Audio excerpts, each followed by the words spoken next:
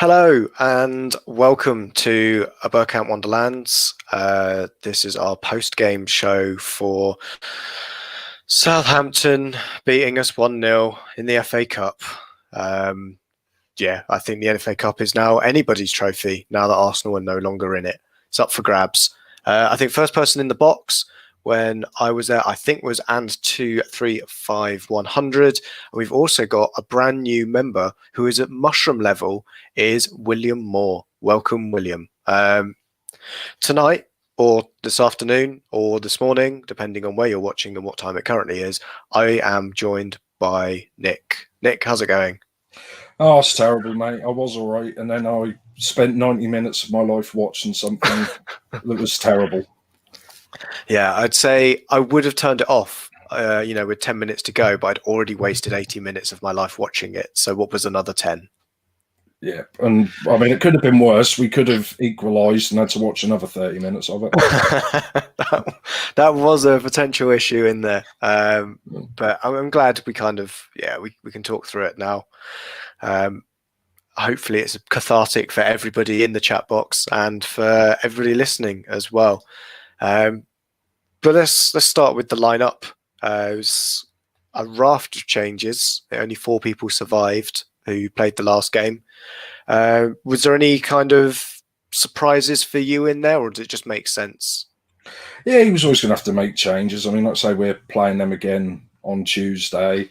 I think Kieran Tierney, he's played a lot of minutes just lately, and considering we've loaned out his, I would say, backup left back a few weeks ago, Kolasinac, and for some reason we had Cedric come in at left back, which is because I mean he's played a few games there for ironically Southampton, so he didn't do too bad. The only thing I was looking, I mean, Aubameyang, I think they said he wasn't there because of personal reasons. I don't know what those personal reasons are. Hopefully that's nothing major or serious. But other than that, I mean, Nketiah up front, nah, not really. I wouldn't have done that. And another weird one, 2 goalkeepers on the bench. I imagine Aubameyang was travelling with the squad, and we've got Ryan, because we've only signed Matty Ryan yesterday. Get him to, get used to the players, what it's like on a match day. So he probably just travelled down anyway. It's, not that far for him to travel. And then because Aubameyang's had to go back to London, just stick him on the bench. What's the worst that could happen? Because we usually have, I'm not sure, because we've got 9 subs or something now for some reason in the cup. So usually they have, from what I've heard, they have like a goalkeeper and another player for like the 18th man or whatever number we're up to now, in case something. I mean, usually people like Ray Parlour hit the pub before then, so hopefully he didn't do that. No, yeah, I'm sure there's a story with Ray Parlour that he was up in the director's lounge for pre-game before he was called in. Said, I think he had about 5 points, and they said someone's pulled a hamstring in training, so you're on the bench. And he got to about 70 minutes. He's like, "Don't bring me on, boss. Don't bring me on." Yeah, I thought the lineup was interesting. It was nice to see Gabriel back after having COVID. He did look rusty, but I think we're all still learning what the what the kind of symptoms are after you kind of get COVID, and how people kind of recover as well. We've seen St Maximin at Newcastle has been out for 3 months because he's had COVID, and I think the way we've brought him back was good. Interesting that we didn't see Balogun start, but again, he played in the under-23s last night. And scored a hat-trick as well. Scored a hat-trick, and then we ended up with Nketiah up there. But it seemed like a bit like we're in the transfer window. We need players. We also need to rest players. We've got a lot of games coming up. So I wonder, Arteta's kind of saying, right, Pepe, Willian, Elneny, Xhaka, show us what you got. There's a spot up for grabs on Tuesday because, you could say with the likes of Martinelli, he's got that option. He looked like the only person that was up for it other than Cedric, who looked up for it as well. I think they both look like that's what you want to see from a second string side, is players who knocking on the door of the first team, giving it their all. And I think we can't hold Arteta fully responsible for that with his lineup. That team was probably a starting 11 we would have put out against Southampton earlier in the season. Probably pretty close to it anyway. Start of the season, that didn't look too far off our first 11, really. So, you can't expect Arteta to motivate a professional footballer as if, like, he's got to run around and tickle them or something. I don't know how he's going to motivate them, like, put wine gums down the flanks or something. I don't know. Professional footballers shouldn't need motivating. They should want to, first and foremost, play and get into the first team. To say they need motivating, that's terrible. No. Yeah, definitely. So let's get into the game. I think very early on, Southampton got a lot of corners. It was a bit nervy, but we kind of got through it. What did you kind of reckon there was that chance that they had where they hit the bar? Kind of nerve-wracking first 5 minutes for you? Yeah, I mean, we have actually been really good from like defending set pieces this year. I think we're over one of, if not the best, defending corners and free kicks and stuff like that. And I think that was a bit of a fluke where he hit the top of the bar. So I remember when he done that, he sort of flipped his hands up as if saying, "Oh, I've messed up," and I was like, "Oh," And Leno was a bit shocked as well. So whether or not that was a little bit windy there on the day, apparently it was really cold as well. So whether or not the wind caught it or something, I don't know. But I never really. Normally, I'm petrified anyone's got a corner against us over the last few years, but this season, not so much. Yeah, I think it's one of those that we're kind of conditioned as Arsenal fans to get worried when an opposition team has a corner. And as you say, we're not actually that bad at defending them. I think the only one I can think we've conceded from was against Burnley when Aubameyang scored for us. I think that's the only time we conceded from a corner this season. Yeah, but that was an own goal, so that don't count. Exactly. So we're the best team in the world at defending corners. Yeah. And it kind of showed. But 15 minutes in, we get a bit of... I'm not going to say magic from Willian, but a great free kick routine where Martinelli's played in, completely beats the offside trap, and he just couldn't get the ball under a spell. Is that just a bit of just a bit of rustiness from Martinelli? Yeah, I mean, I think we've done the thing where we left the player offside completely, so they were more focused, he's offside if you put the ball in. He's standing 3-4 yards offside. But obviously, Martinelli ran from deep. And like I said, he hasn't played a lot of football. He's been out for, a year just about. And, I mean, I did get slight contact with it, with his left foot, but near enough to miss it completely. But that was a good play. I mean, we're supposed to got this, magical set-piece coach. But, if that would have gone in, that would have been one of the best free kicks of the season, because obviously that's something we could see we've been working on. Yeah, definitely. I felt so bad for Martinelli, and could have been Willian's first assist since the first season of the first game of the season. But big shout out as well to Alan Bastard MP, who has thrown 5 Australian dollary dues down our thong, which for him will be into our flip-flop, but who knows. But anyway, his comment is, rotation was ridiculous. Play a second string side in a competition that we have a chance to win. What was Arteta thinking? I think he was thinking Southampton weren't going to go as strong as they did because, I mean, they were saying before the game, that's pretty much their best side they could put out. So maybe he's thinking, they're probably similar to us, Southampton. They're probably going to finish mid-table-ish, anywhere from 8th to 12th or whatever. So maybe he's thinking, well, if I can, Southampton winning the FA Cup, that's huge for a club like Southampton, isn't it? Yeah, and I think it was an interesting way to kind of look at it from, I think at the moment, we need to really look at our league form and concentrate on that. We still need points on the board. If we were sitting pretty in 4th or 5th, or maybe even, higher up in the table, then yeah, great, go with a strong 11.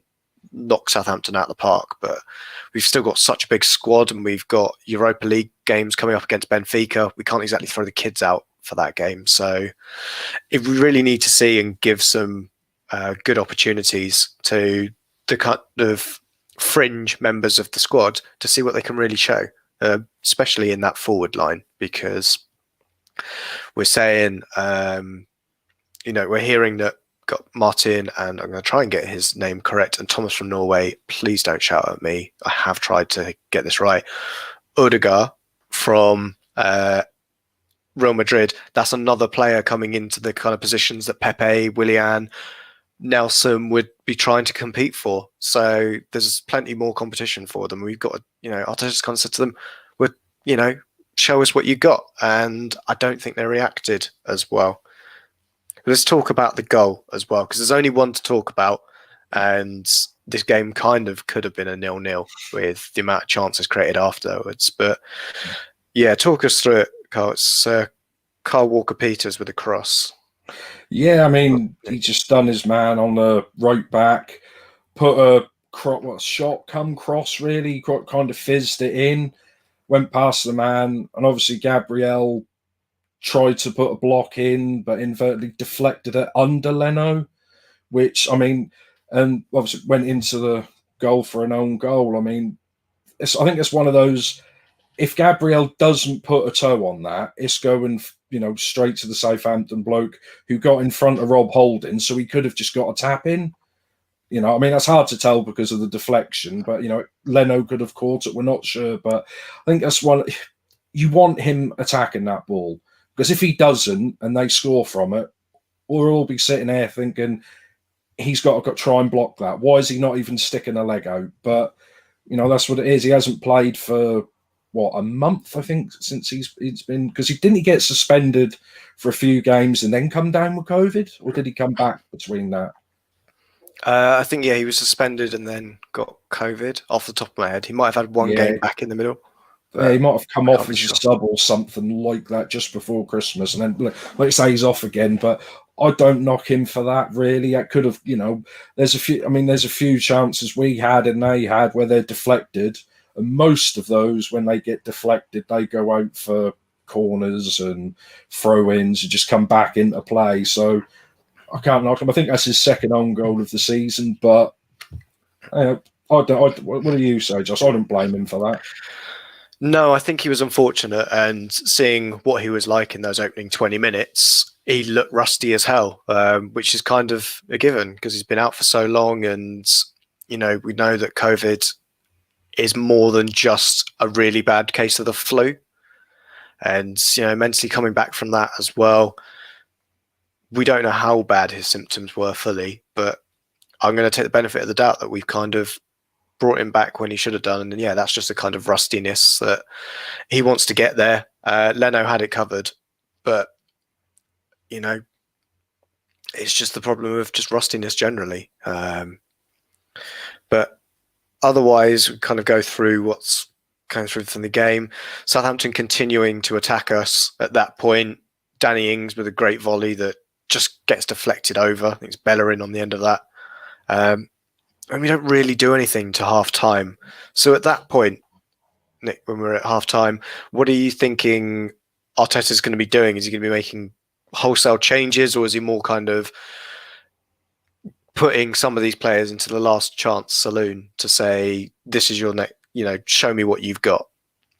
Well, I would have thought he would have brought on Lacazette at half time for Eddie, because I don't think he barely touched the ball in the first half. But, obviously he didn't do anything at all. But obviously he must have had a few words in the dressing room, because we were a little bit better second half. Not a lot, but at least I think we put them under a little bit of pressure for about 15, 20 minutes. But other than that, not really. But, what was he going to do? Bring another goalkeeper on?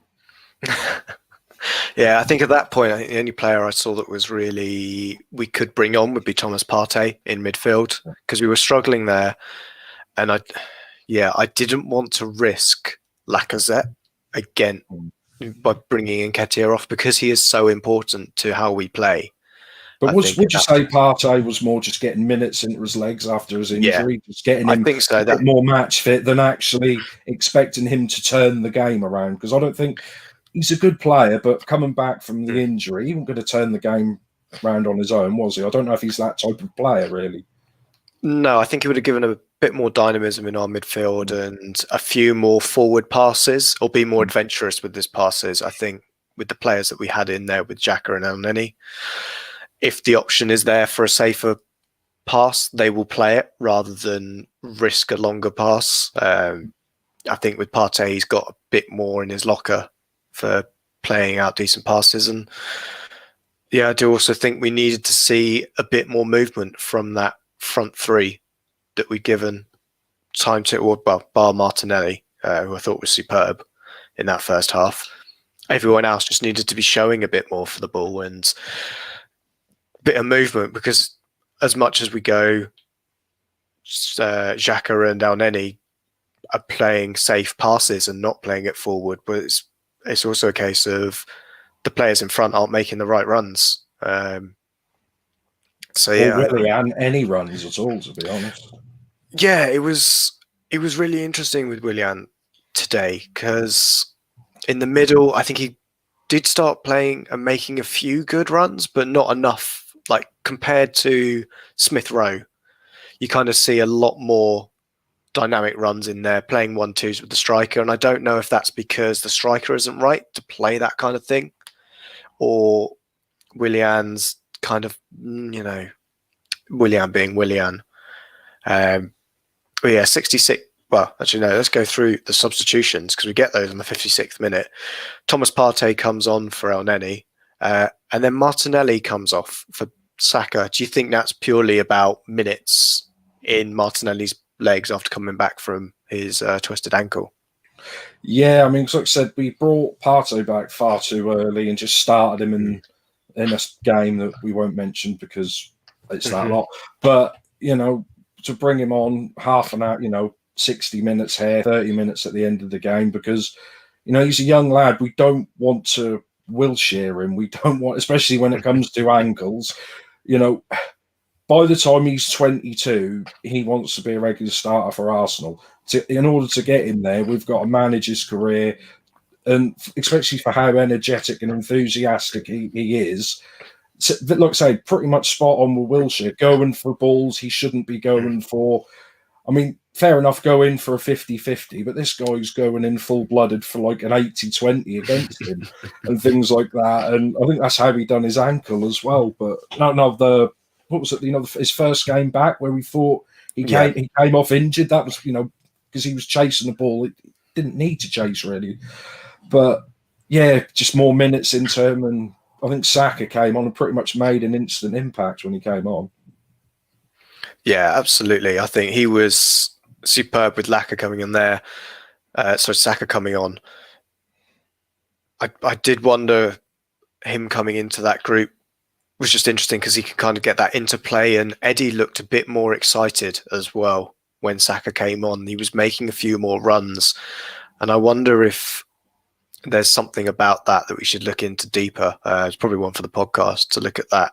Yeah. How Nketiah looks a lot more up for a game when his mates are on the field. The guys he came through with the academy. There's just something a bit interesting about that. I'm going to say just on Martinelli as well before we move on from that. I wonder if he'd done enough for Arteta as well to say, you got enough minutes in your legs. My star striker, who normally plays on the left wing, has, couldn't play today or wasn't available today because he's got family issues. What happens if he's not available for the game on Tuesday either and needs a couple of days off? Well, you've shown enough. I'm going to sub you off, save you for Tuesday when we've got to play Southampton again. He's got to. We've attacked him pretty much since he's been there, but I can't see Pepe getting ahead of him or Willian or Nelson. He can't even get onto a bench. We're picking goalkeepers instead of him on the bench. 2 goalkeepers instead of him. So I think his career is pretty much over at Arsenal, to be honest. People said he probably should have gone out on loan, but he's done the loan thing. He's come back. I think Emery sort of tried and didn't fancy him. Arteta didn't fancy him. He's probably looking for a new club in the summer, if not now. I mean, I think the fact that he's, qualifies as a homegrown type player, maybe the only reason he's actually in the squad at the moment. Yeah, because Arteta did say in the summer that they did offer Nelson as a loan. He was available to go out there because our squad was so bloated. As you say, you've gone through how many players can play in the wide positions. Nelson isn't there. He's sort of fifth or sixth choice for a wide player, and he'd said, "No, I want to stay here and fight for my place." But in hindsight, it seems like him going on loan would probably have been a better option for him to get those minutes in his legs and get that experience of playing regular men's football, hopefully at a higher level than, or at least in the Premier League. Don't want to throw a disservice to the Bundesliga, where he was. At least he could have got. He wasn't. I don't think he'd have been playing for coming back to us. He'd have been playing for another club somewhere, like I said, lower in a lower Premiership or Championship, probably. Yeah, absolutely. But then we get a shot from Nketiah. I think it's the only real shot I've seen from him all game. Forster just gets a touch to it. I think the only reason I've mentioned this because it was a good ball from Pepe, and I think if he does do something good, we probably should mention it. And then substitution, Lacazette comes on for Bellerin. I think that's another player we're saving for Tuesday. Cedric moves to right back and Saka to left back. What did you make of Cedric's performance today at left back and then at right back? He did okay. I mean, he's not like this Hollywood banging down the wing sort of fullback that everyone seems to want at every club, but he gives you a good 6, 7 out of 10 every game. He doesn't seem to do much wrong. He's good. He can play both positions. He's okay at crossing the ball, between okay and good, probably. I wouldn't say he's world class at anything, but he's just a good backup. And like I say, he can play both. I don't begrudge him that, but it was just strange because we then started to get a bit, like I say, with Saka, he then started to make things tick from the midfield and brought Lacazette on, and I was like, oh, we took Bellerin off, but you put Saka, who was the only person who was creating anything, all the way back as left back. So I'm like, oh, so you brought Lacazette on, which, it did actually nearly work, later on in the game, but the only person that was actually going to set up someone for a goal, you went and put him even further away from the strikers than what he was 5 minutes earlier, which is, it was a weird decision. Yeah, it did seem a little odd. I think it was the wonder of leaving Willian and Pepe out there that kind of forced that decision, that because he wanted to leave those two out and get 90 minutes in their legs for whatever reason, whether it's to show that, this is your chance to prove yourself to me again, this is your last chance, or just a, fringe player. It's always good for them to get 90 minutes in their legs and less chance of them knocking on the door, next week and going, oh, boss, I want some more game time, because he's got something to go, well, I gave you 90 minutes against Southampton, you did fuck all. It was interesting to see Willian out wide, though. We looked better when Lacazette came off, and I wasn't sure if that's because Willian was then out wide and not central, or if Willian was then playing better because he was out wide. I think that's a question for the ages, that one, on why we look good. But what we can see is Lacazette is absolutely key to why we've been playing so well this season. I said this season, these past 5 games or so. When we were good. When we were good. That's kind of ended now. Sorry. Back to normal service has resumed. That's only one goal in 500 minutes we've conceded. So obviously it's all over now. Get back Martinez, sell Leno to Norwich or something. Yeah, well, he hadn't. I think one of the things from my notes is that Southampton didn't really create anything else other than that. There wasn't too many worries. Leno was comfortable to a point with everything. Our defending might have been a little bit scary at some times, but generally I think we were all right. But yeah, we created a lot of chances towards the end. And I think that's where actually my notes end. You can tell I gave up because it was 79th minute. I said we were creating more chances, and we've still got to go over the fact that Shane Long dived for a penalty. But overall, what did you make of the game? I know there's not too many positives we can take from it. Obviously, getting knocked out of the FA Cup is not ideal. But are there any positives you've taken from the game? Martinelli looked, every bit as sharp as he did before he got his long-term injury. At least he doesn't seem to have lost anything. We've seen players have long-term injuries, things like that, and never really come back the same. Looking at people like Hector Bellerin, he just doesn't seem not just as quick, not as sharp as he was, before a long-term injury, and but other than that, obviously Partey got a few minutes. I think that's about it, really. I just think at the start, I don't think Arteta was expecting basically a Premier League game, of that intensity. I thought he thought we were going to have a slower game in the FA Cup with more, fringe players on both sides. I mean, especially if you looked at the difference, which we had similar Newcastle in the FA Cup to Newcastle in the league, especially, the first game was a lot slower, a lot more, I wouldn't say tactical, but you could see both teams weren't as up for it as they were in the next game, and we really turned it on in the next game. But we'll have to see if Southampton can maintain playing that side for, on Tuesday as well, because, I mean, now we're out of the cup now, we can call it a crap cup and say all we want to do is win the Europa League. Absolutely. I think it's an interesting one with the FA Cup, just in general. I think, as I said earlier in the show, if we'd been a lot better in our league positioning, I think Arteta might be more inclined to have gone a little bit stronger for today. But then you look at that lineup and you say that lineup should be beating Southampton, irrespective. Should be doing better than losing 1-0. You'd expect at least a goal from that side, and it just shows where the kind of form is of those players, I think. Yeah, to be honest, Willian should be nowhere near this. So, I mean, I don't know if you noticed, when he was down on the ring, right by the touchline there, Arteta, the ball was like spinning out, for a throw into them. And you could see Arteta just screaming at him to run and get the ball. So he did a sort of slide tackle to get the ball into play.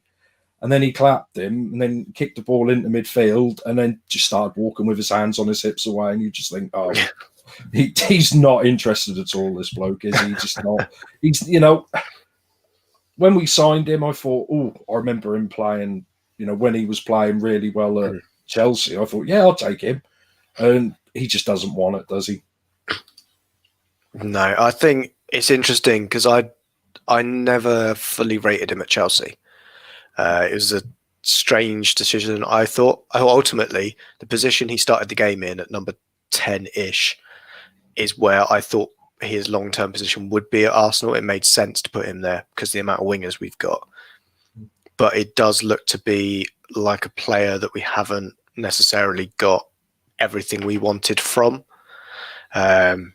overall. And I'm not sure what the solution is there, really. We do have a couple of questions, though. Got one from Thomas from Norway. Is Arteta an overthinker as a manager?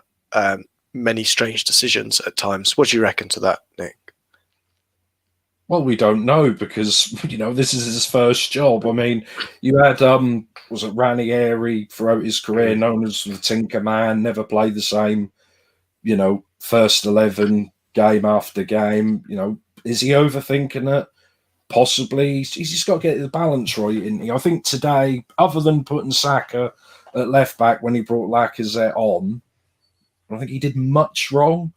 But, you want him to be thinking about it, but obviously, not, like you said, not overthinking it. What do you reckon?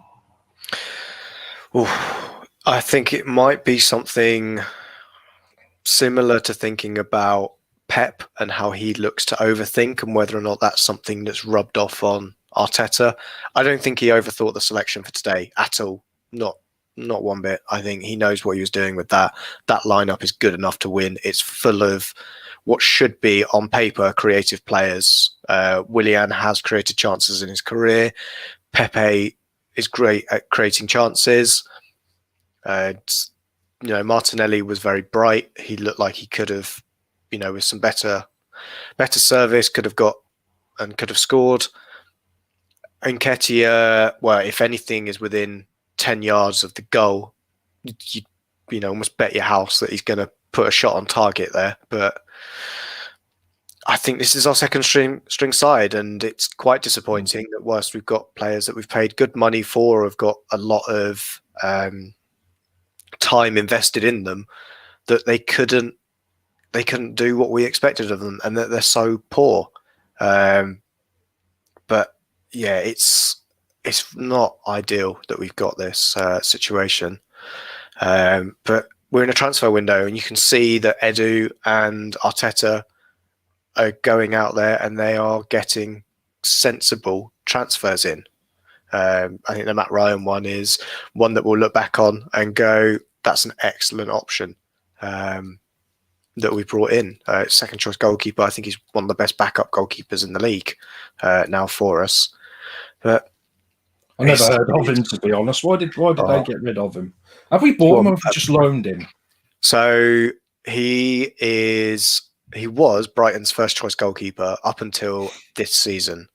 There was something that happened. Well, it's interesting. When COVID outbreak happened, Matt Ryan flew back to Australia. Or prior to it, he was in Australia recovering from an injury. He then got caught out there during the COVID outbreak and then couldn't come back to England for a while whilst the country was in lockdown. So, well, he weren't going to swim, was he? No, he wasn't going to swim. And I think, if I remember rightly, an ankle injury anyway. So probably not great to swim back from Australia either. Graham Potter then has to look for an option anyway because Matt Ryan's contract is he's out of contract at the end of the season and didn't look to be signing a new one.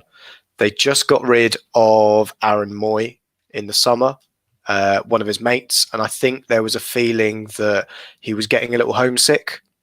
Australia's quite far away. I think it's spending so much time back with his family in January kind of made him think that. And, when your mate then goes, fellow Australian leaves, I think he got a bit homesick, and Potter said to him, you know what, you're not signing a new contract with us at the moment. So I've got to try out my second choice goalkeeper, which is just, it's strange to see such a forthright decision from a manager. So Matt Ryan then drops down the pecking order. The second choice or third choice goalkeeper, then Jason Steele, has been promised the cup games anyway, so he's playing those. And yeah, he's then dropped down to basically fourth choice.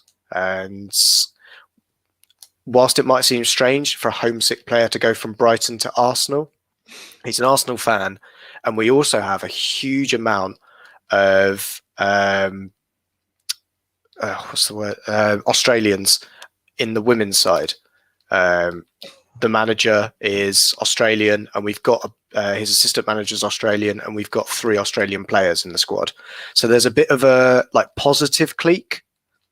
So at least he's got some fellow countrymen around him, and I think that might be another reason why he's moved to us, as well as being a boyhood club for him, which I think was great that we've got someone in like that. And when you see him play for us, he'll become a fan favourite. He'll become like a cult hero for us because he loves to celebrate every goal, and he will run from his box to join the bundle every time. He used to do it at Brighton. It was great. It's why everybody loved him. My only concern with Matt Ryan is that he's a little too short for me. Little bit short. He's the shortest goalkeeper in the league at 6 foot. And there's times because, like we like to play out from the back, your goalkeeper sits a little higher. He's more susceptible to, being slightly out of position, where you think Leno might have that extra two inches of stretch to get there.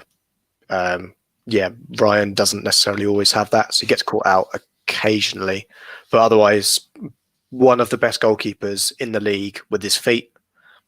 And yeah, I think absolutely a great signing and perfect backup for us. Do you think we're going to make it permanent in the summer, similar to Cedric? We did with Cedric last year. I think if he's happy and he settles, I think it would be a silly decision not to. But I don't know. We might have another option out there in the summer. We might go back for the guy from Brentford. But for me, Matt Ryan is a great option, a great backup. And if Leno did get injured, I wouldn't be too worried about Matt Ryan coming in. Generally, I think it's a good signing from us. And hopefully the guys on the pod, whenever we do the podcast this week, probably Thursday, we'll go through that in more detail. And hopefully we'll have another signing in Martin Odegaard to talk about. Getting that one eventually. But yeah, I think that is everything. If Chatbox does have any other questions, drop them in. We will answer them, hopefully, if we can. I think there was something else did drop in, and I don't think I mentioned it. Yes, I have mentioned all of those.